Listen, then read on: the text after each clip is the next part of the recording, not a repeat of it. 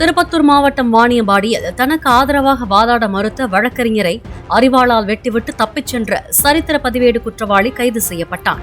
கானா பாடல்களை பாடி வரும் கானா முருகன் மது விற்பனை, வழிப்பறி போன்ற தொடர் குற்றங்களில் ஈடுபட்டு வந்ததால் அவருக்கு ஆதரவாக வாதாடி வந்த வழக்கறிஞர் கண்ணதாசன் வழக்குகளில் இருந்து விலக முயன்றதாக தெரிகிறது. இதைத் தொடர்ந்து வழக்கறிஞர் கண்ணதாசனின் அலுவலகத்திற்கு சென்ற கானா முருகன் அவரது கை உள்ளிட்ட பகுதிகளில் வெட்டியதாக போலீசார் தெரிவித்துள்ளனர்.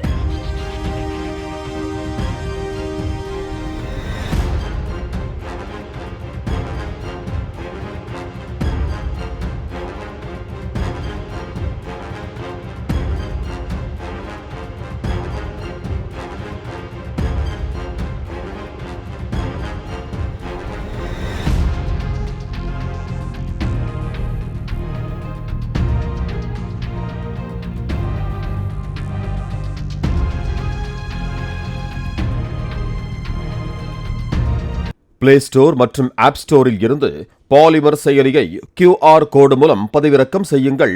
செய்திகளை உடனுக்குடன் பெறுங்கள்.